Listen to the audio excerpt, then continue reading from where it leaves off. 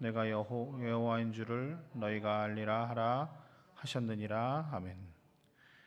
24장은 이제 에스겔이 유다에 대한 하나님의 심판을 예언한 것의 마지막 내용입니다. 25장부터는 이방 나라들에 대한 하나님의 심판들을 쭉 예언하고 있습니다.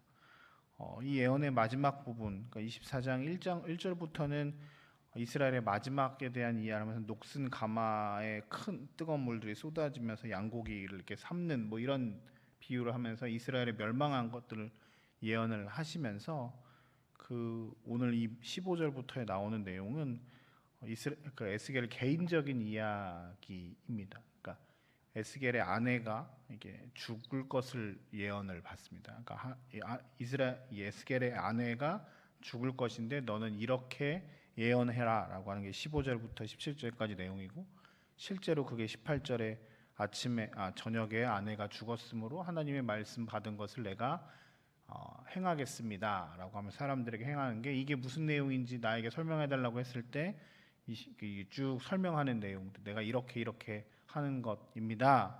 그 내용입니다. 하나님께서 에스겔을 통해서 말씀하시는 것은 그의 아내가 죽으면 아무것도 하지 말라는 것이었습니다.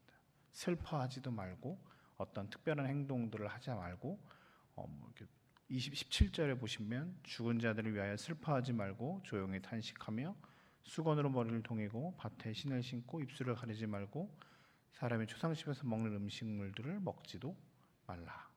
장례도 하지 말고 슬퍼하지도 말고 이런 일들을 행하라는 것이지요. 인간적으로 에스겔이 지금 한 30대 중반 정도 됐을 거라고 추정이 되니까 그의 아내도 그렇게 나이가 많아 보이지는 않습니다.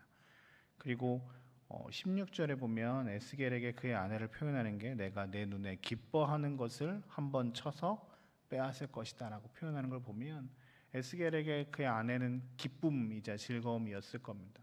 굉장히 사랑하는 아내였을 건데요, 그 아내가 죽는 것 자체가 굉장히 슬프고 아프고 어떻게 표현할 수 없는 일인데, 그것에 대해서 슬퍼하지 않으면서 이스라엘 사람들이 자신의 나라가 망하는, 가장 기뻐하는 나라가 망했음에도 슬퍼할 수 없을 정도의 아픔과 고통들이 그들 가운데 있음을 상징적으로 표현하는 일들을 에스겔 자신에게 하라는, 하나님의 마음을 전하라는 것, 이것이 오늘 에스겔이 예언해야 할 내용입니다.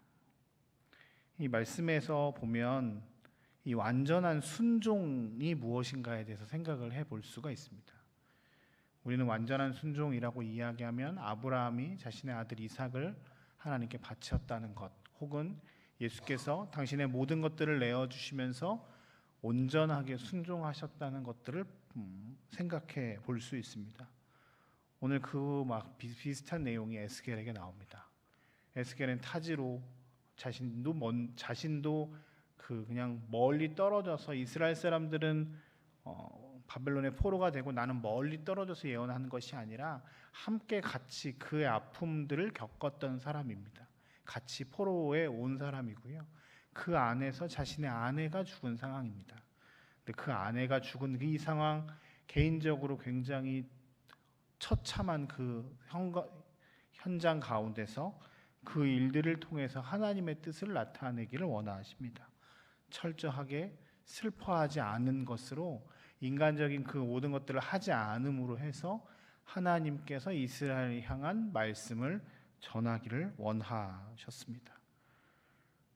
인간적인 어떤 감정과 상황과 정반대되는 행동들을 하는 것을 통해서 하나님의 메시지를 전한 사람이었습니다.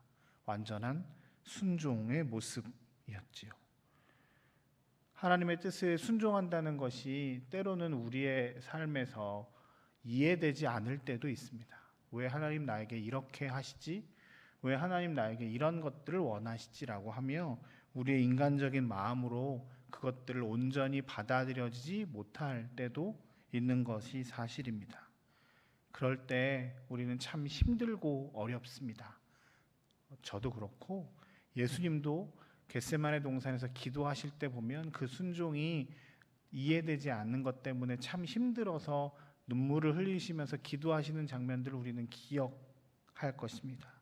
그럼에도 불구하고 예수님 그리고 믿음의 조상 아브라함, 오늘 에스겔은 그 상황 가운데서 완전한 순종의 모습을 보였습니다. 이것이 24절에 보면 이렇게 되어 있습니다. 이같이 에스겔이 너희에게 표징이 되리니. 저는 이 말씀이 참 은혜가 되었습니다. 에스겔은 자신의 삶을 들어서 하나님의 표징으로서의 삶을 살아내었습니다. 선지자가 참 힘든 것 같습니다. 하나님의 뜻을 그냥 말로만 설명하는 것이 아니라 자신의 삶을 들여 하나님의 뜻이 이것입니다라고 나타내는 사람이었습니다. 저는 오늘 이 말씀을 통해서 우리도 하나님의 표징이 되기를 소망하는 마음들이 들었습니다. 그렇습니다. 우리는 그저 말로만 떠드는 사람이 아니라 우리의 삶을 통해서 하나님의 뜻이 나타내야 되는 사람입니다.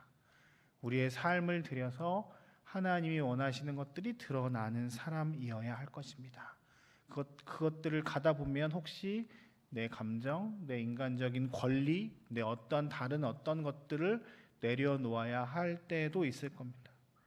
어저께 저희 구역 여전도의 연합 예배를 드리면서 제가 우리 구역자님들, 권찬분들한테 그런 얘기를 했던 기억이 있습니다.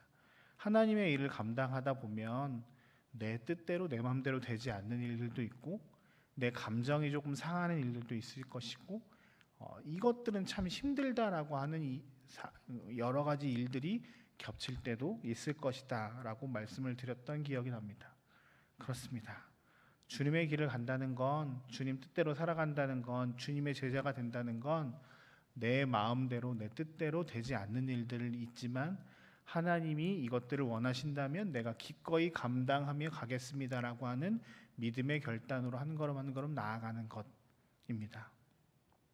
인간적으로 가장 슬픈 상황 가운데서 그것을 통해서 하나님의 뜻을 나타내길 원하셨던 하나님의 말씀에 전적으로 순종했던 에스겔, 그것이 하나님의 표징이 되었던 것처럼 혹 우리의 삶에서 오늘 하나님이 드러나는 하나님의 능력과 하나님의 역사와 하나님의 놀라운 은혜들이 드러나는 삶의 현장에 하나님께서 우리를 도구로 사용하기를 원하신다면 기꺼이 순종하며 나아가는 저와 여러분들의 삶이 되시길 주의 이름으로 축복합니다.